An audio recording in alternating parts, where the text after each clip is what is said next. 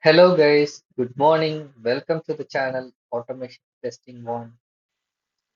So in the last tutorial, we have seen what is Oracle, what is database, and we have seen DDL commands and DML commands, means how to create, alter, edit, means insert or data delete in the using queries. Okay. Today we'll be mostly focusing on data query part, means like how you will query the database. Okay. And in the last tutorial, I have shown you I have used Live SQL Oracle.com. It's a online platform which you can use for run or create. And today we are going to see about local Oracle database which you can configure in your PC and local SQL developer which you can configure so that like it will be available with you and you no need to every time log in. You need no need an internet connectivity, specific internet connectivity. And if the cloud platform is down, you can't practice. Okay. So I personally suggest if your machine is less than 2 GB RAM, please don't install the Oracle database because the minimum requirement is 2 GB RAM. So in that case, if you eager to learn, go to oracle.livesql and start write the query there and you can learn. But want if your machine is comfortable, then I suggest you better go with Oracle database installation and SQL developer query. Okay, because it will simplify your task. There are many things which you can achieve in SQL Developer. Same we can't achieve in Live SQL. We need to write a query for everything. Okay, let's get started. So, in order to download a database, so in my case, I downloaded Oracle Database Express Edition 21C. Okay, make sure you have a good internet connection because this size will be more than 1.89 to 2 GB. So make sure before downloading have a good internet connection. So download this file. You see I have downloaded this. So this is my file and I will provide this link in the description. And the second thing is go here and download SQL Developer. Both are free to use for personal purpose. Only for commercial purpose there will be a license, but for personal use you can go and download. So these two things are done. Once you're done with this, you go here and use setup. I personally suggest to use setup, not the Windows installer, because this Windows installer may be compatible with some other versions. Because when I try to install it in my Windows 10 PC, during an installation, it rolled back. Okay. After that, I got a suggestion from one of the YouTubers to go with setup. So once you start this setup, it will ask for user password. Password for this DBA accounts. Okay. So make sure you remember the password or note down the password. So you'll get a page where password and confirm password is there will come. Make sure you note down this username and password. Okay. So just click on next. Finally, you will come to this page. It says Oracle database installed successfully. Now make sure you note the pluggable whatever the connection they have provided. Please make a note because this is the connection which you will be using to connect to the database. So in our case, you see, I'm going to use SQL Developer. So the second one, XCPDB one, is the connection. So we are done with the Oracle database installation. Now we go to the SQL Developer. Just click on, just double click this SQL Developer. So it will launch the new SQL Developer. So this window will be launched. Initially, this connection won't be available for you. So you just click on plus. So you will see this. Okay. So now you see here, this is the name which you can configure. It's up to your wish. And this will be standards. This as this DBA and this password which you have set up while installation that you have to give. And this one service name which we have seen in the final printout, right? XCPD1. If you give this, first test your connection. If it is fast, then save and connect. Okay. That's all. So you are inside a database now. Okay. For our training purpose, I created a table, two tables if you see, which we already seen. One is select star bank. I'm sorry. I'm really sorry. Select star from bank. Run it.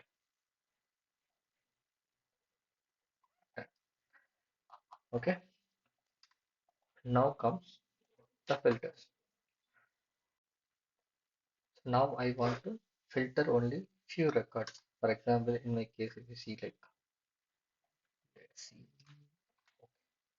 let me fill.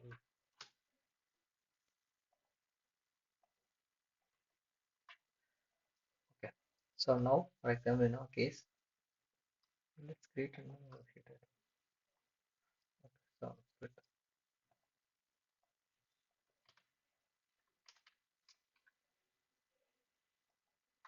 What you can do? Okay.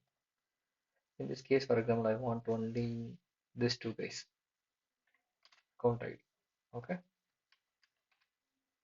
So account ID. So it's a column.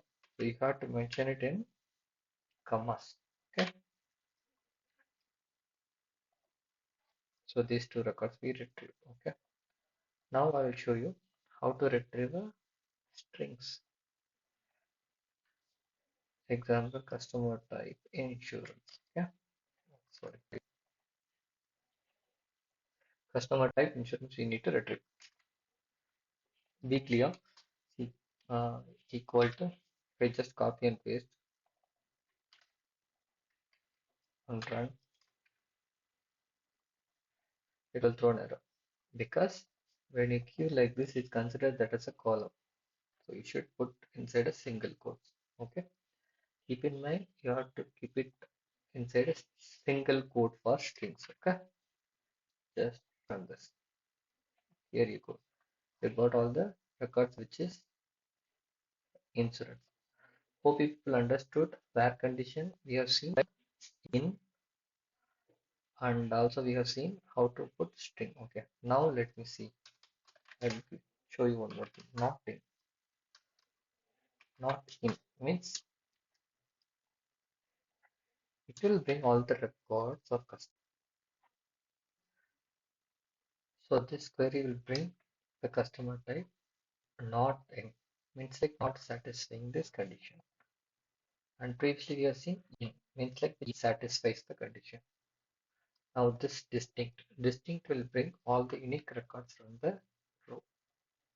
You can see we have three types of customer types available in the customer table. If I remove this, it will bring all the records. It's kind of duplicate removing. If you want to find only unique records in the table, you can simply use distinct. See, this keyword distincts or group by, it's like in the query wise you are doing this. It doesn't mean that in the database only these three records are available. Okay, hope people understood this. Distinct will bring all the unique records from the database.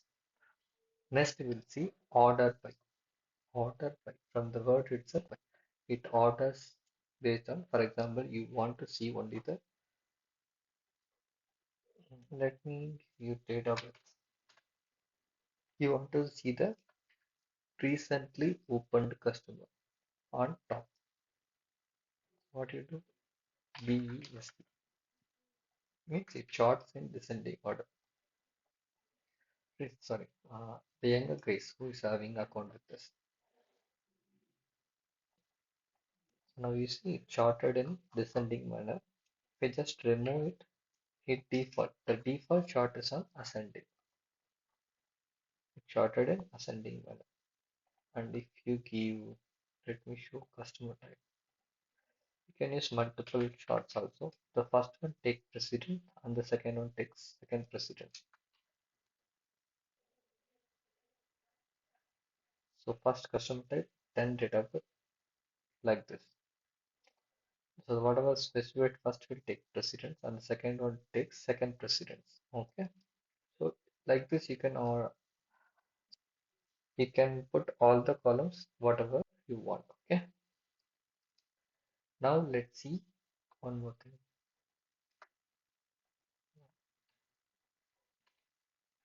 For example, this is a number. Okay, let me show you what to do with it. Like,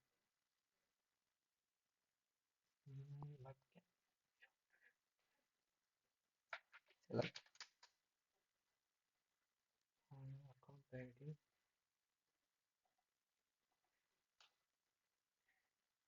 equal to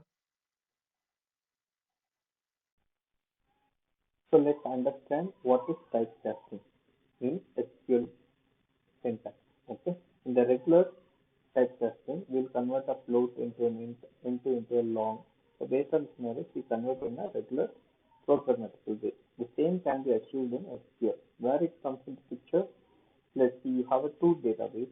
In one database, the name column is the number, the particular column is in a number format. And in the other table, number can stored in a var character. So let's think through it. Instead in the other table, the same number column has been stored as a var char 2. Now we are in a situation to compare these two columns. So now what happens if you compare a number data type into a character data type? So what will happen? If you see here, I'm trying to compare a number database with number with a character. So it shows an invalid number here because we are trying to compare a number data type into to a character. So now let's understand. From the database side, we can't do anything. Only in the query side, we need to fix this. We need to read this and compare the values. So that this typecasting comes into picture. Like in our case, I use two char. For example, account ID is a number. I use two char of account ID equal to name, which is already in the varchar format. You see the first syntax case when I'm trying to compare a account ID, I capture this account ID into a character. Then I am comparing. So if you run this, what will happen? You are not going to get any error. Just the case statement executed successfully. Now let's understand where to date comes into picture. Let me tell you, I will just remove this transformation. It is our original value. Okay, let's run this. If you see here, you get a text. It looks like a date, but it is in a text format. Okay.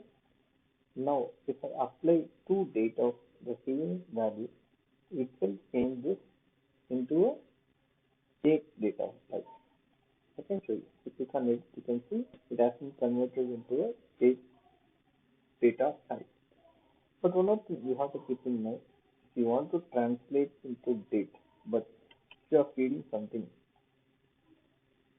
which is not a valid month or valid date, it can't convert. So you need to give to the toDate function also the string which is actually in a date format. Okay, let's understand. Means now we need to compare a particular date in one table which is in some format and in the same values in another table which is in another format. Now you have to translate one of the date format into a same format so that it is easy for your comparison. So in the regular customer table, I'm going to use the same table. If you see the format is in default format of the date of birth is in default date format. So if you run, you can see this is in DB, MMM and YY format.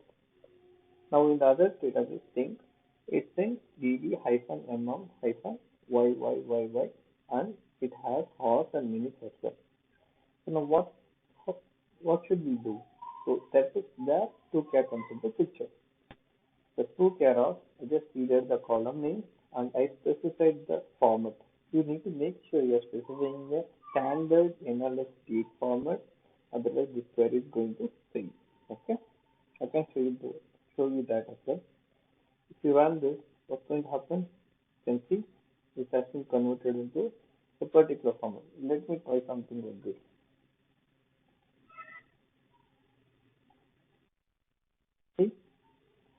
So even though you specify a format that should come under the proper date format. Okay. So now we understood that typecasting comes into picture. Okay. So that's all about typecasting. Now let's understand how to handle null values in a database. How to read a record which is null and how to reject all the records which is null. How to ignore all the records which is null. That's what we are going to see. And apart from that, how to transform a null value into a particular value which you desire. These are the three things we are going to see. Let's start. So, I already told you this is the table which we are going to use. So you can see there are null values in this black column. Okay. So the first statement, what we are going to do, I want all the records from the customer table where this flag is null. Okay. Keep in mind is null. This is the command which will bring all the null values from a customer table. You can think, we can't use equal to. Whether it will work? No, it's not going to work. If you run this, you're not going to see any value. Even if y not equal to, this where condition will be completely non it compares, none of the records will be written. How do you achieve? How do you get a value which are where this is not null? As simple as that. Is not null values. Hope you people understood how to fetch a record which is null and how to ignore the records which are null. Okay. Now let's see how do you translate this null value into a particular value which you desire. So, so for that we are going to use the SQL function. Let me change these values. So we use SQL function. What is the SQL function? Which is going to NVL. Keep in mind the syntax always when you are using a function you should make sure you follow the syntax. So NVL of, now you have to pass the column name, comma, follow the syntax. If you miss syntax, it's very difficult to debug. So I'm going to translate all the n values into a, let's say, yum. Let's close it. Now what will happen to our query?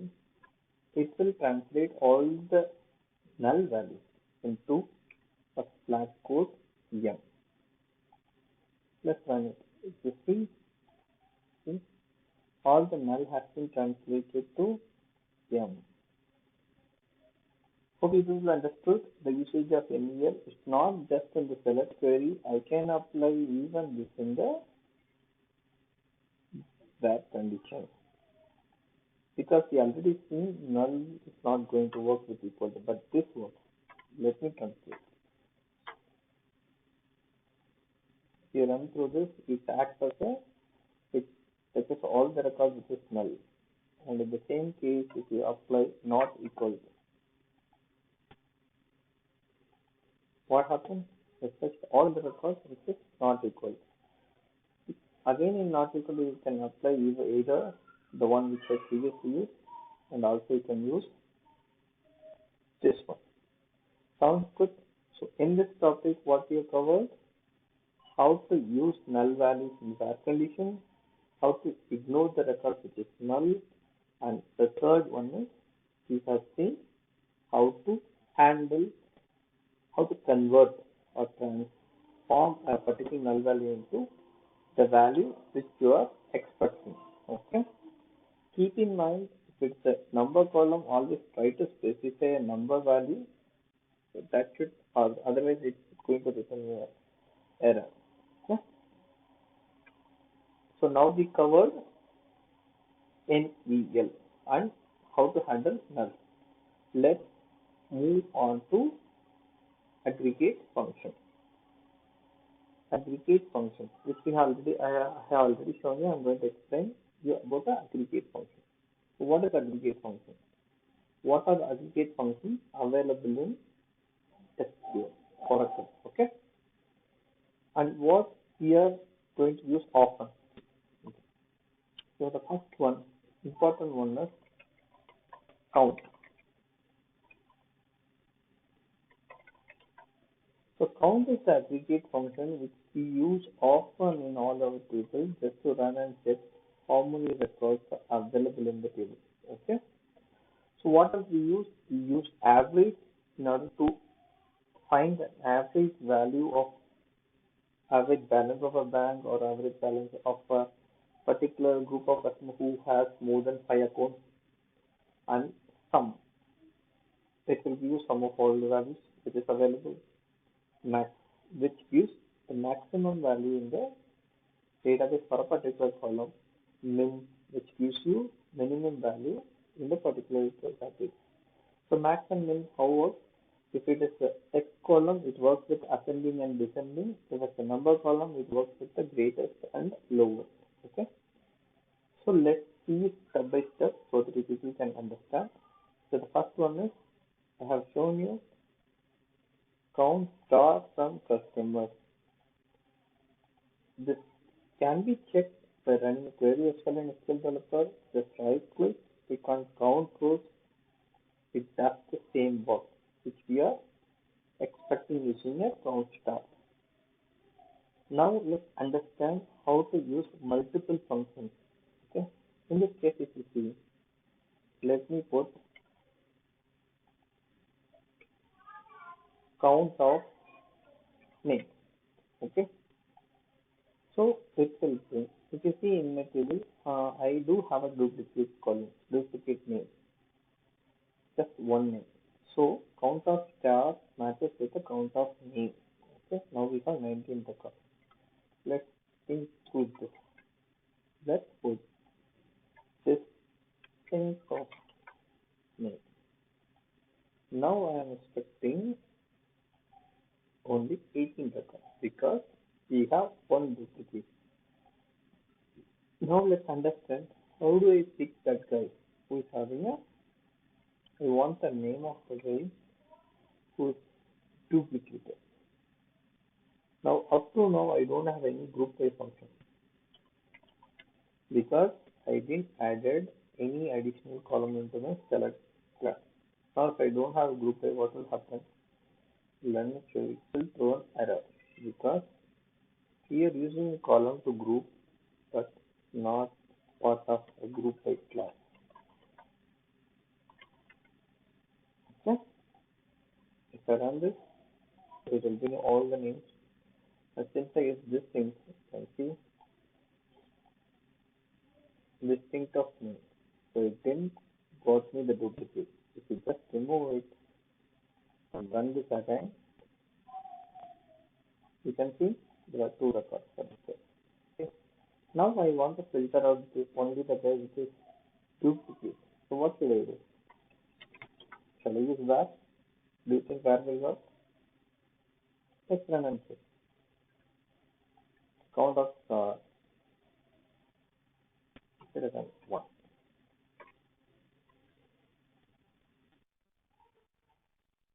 Not going to work because with group A, where it's not going to work, we have to go with having class. Let's run. So this query has given me a guy who was duplicated in the database. Let's put 1. So what's going to give? It's going to give me all the unique names ignoring this guy. So hope you understood how to use a group by class and how not to use a group by class. Let me tell you one more thing. Example. If I take this, okay, and I am going to add a one more column. Example DOB, sorry. Now if I run, it's going to throw an error. It's going to throw an error. Why? Sorry, my bad. Let me type it. Still, it will throw an error because whatever you are mentioning in the select query should be a part of your group by query. Okay. Now let's see what happens. Got it? Now you have all the bits. And one more additional you can do is with the group by, it's always advisable you can use even order by so that your query result will be in a structured manner. Very good. Since I didn't mention BSC, it's ordered in a ascending manner. Okay. So now hope you people understood aggregate function count and the implementation, and also have explained you about group by having and how to use aggregate function to reset using a having class. Let's understand another aggregate function. A, So aggregate functions it's all same syntax and same procedure. So it depends on like how you are trying to use it. I will use the let me take the what is the column name. So this is the column I'm going to use. I am going to take average turnaround of a bank. So let me use bank row ID. Let's put ID from customer. Group by what we have to put whatever is in the select class. So it's a bank ID. So here you go. Now what will happen? It will give me the average turnaround of a bank. Now let's see same. The same command I'll use just to find maximum turnaround of a particular customer in a bank. So this is the maximum turnaround of a particular person in the bank. That's about what is the customer who is having a minimum turnaround. So zero. We have a customer who has zero turnaround. Hope you people understood min, average, max. Let's put other one. Sum. What sum does?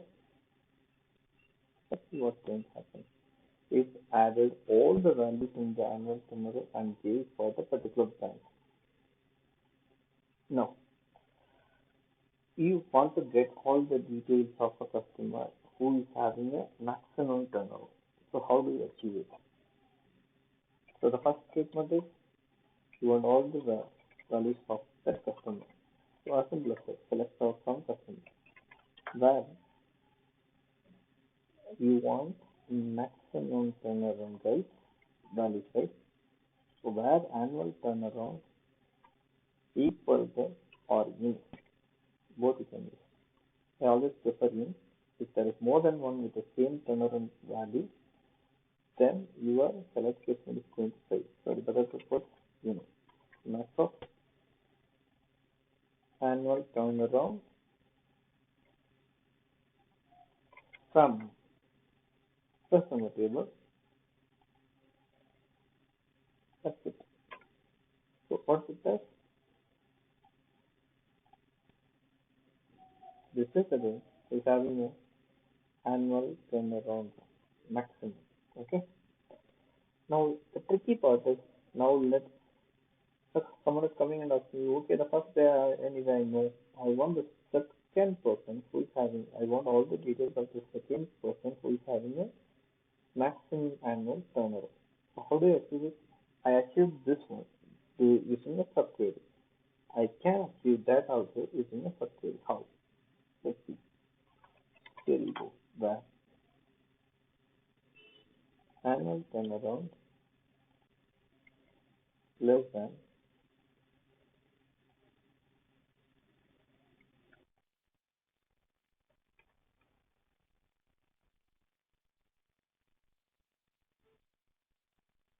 So what it does, we run this query.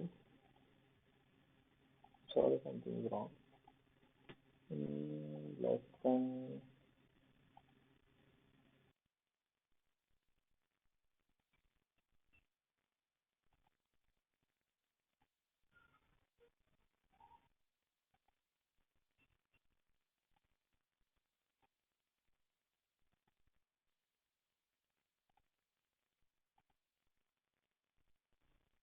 So up to now it brings the second maximum salary. Now let's run this test. Here we go. We got all the details of the person who is having a second maximum. If you want to cross check what's happening given the scene, or you want to see whether the query is giving a correct result, always you have a provision to go and check the table. Let's run through it. One more plus point in SQL Developer is you can just pin this result so that we can come back and see like what is the result.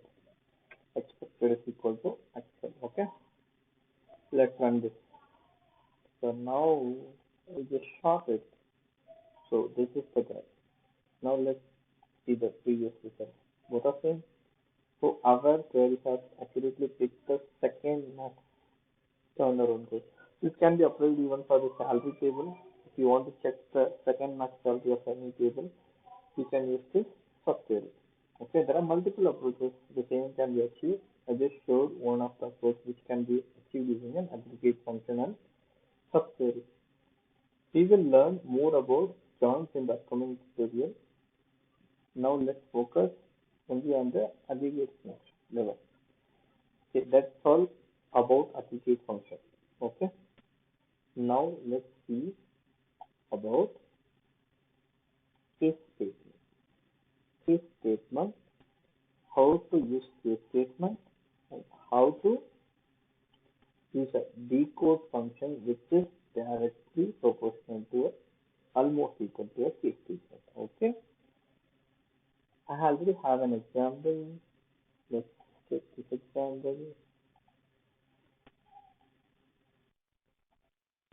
Few people have to be focused on this case statement because it is a programmatic approach. If you want to achieve anything in a program, the same can be achieved in SQL using a case statement. If, else, else.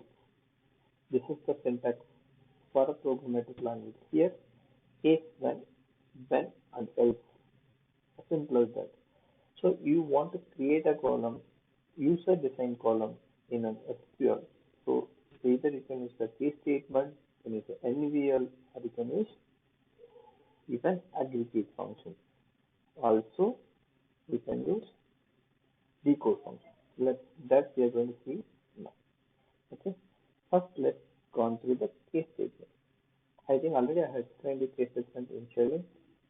Anyway, let's go through this again. If you see a case statement, I am telling if annual turnover is 0, then consider that customer is a no value customer for a bank, and if the annual turnover between 100 to 1 lakh, consider that as the customer's medium value customer.